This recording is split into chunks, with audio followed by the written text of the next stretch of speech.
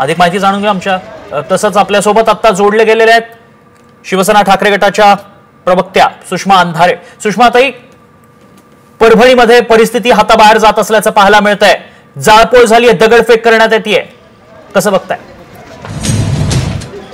बाबासाहेब आंबेडकर हे नाव भारतीय जनता पार्टीला किंवा शिंदे गटातल्या लोकांना निवडणुकीपुरते आणि चवीपुरते फक्त घ्यायला आवडते। मात्र बाबासाहेबांची विचारधारा किंवा बाबासाहेबांनी केलेली सगळ्यात मोठी शिल्पकृती म्हणजे संविधान शिल्प, हे जपायला मात्र भारतीय जनता पार्टी जाणीवपूर्वक त्याच्याकडे डोळेझाक करते किंवा ठरवून त्या संबंधाने खोडसाळपणाचं वर्तन करत राहते।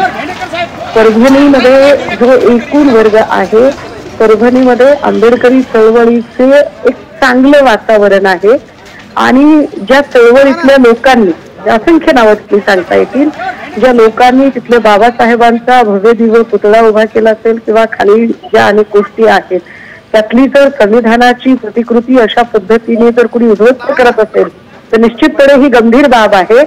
पण अडचण अशी आहे की आता जाब कुणाला विचारायचा, कारण गृह खाते नावाची गोष्टच आपल्याकडे अस्तित्वात नाहीये। मुख्यमंत्री आणि उपमुख्यमंत्र्यांचा शपथविधी झालाय, मात्र मंत्रिमंडळाने खाते वाटपच झालेले नाही। त्यामुळे आपण जाब कुणाला विचारायचा, माहिती कुणाला, कोण जबाबदार असणार, तर याच्या संदर्भाने सगळा सावळा गोंधळ चालू आहे।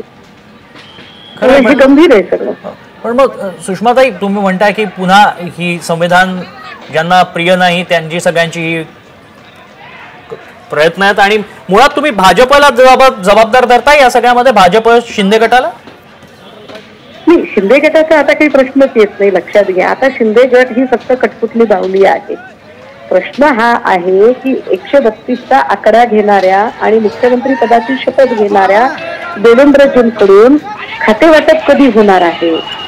कारण ज्या ज्या खात्यामध्ये सध्या महाराष्ट्रातली जर एकूण परिस्थिती बघितली तर बीड मतदारसंघामध्ये भर दिवसा सरपंचाची हत्या होणं, पुण्यामध्ये सतीश वाघची हत्या होणं, जालना अंबडमध्ये 11वीत शिकणाऱ्या विद्यार्थिनीने आत्महत्या करणं किंवा कालपासून पेटलेली परभणी, हे सगळं जर चित्र बघितलं तर आपण गृह खात्याला जाब विचारायला गृह खातंच अस्तित्वात नाही ना।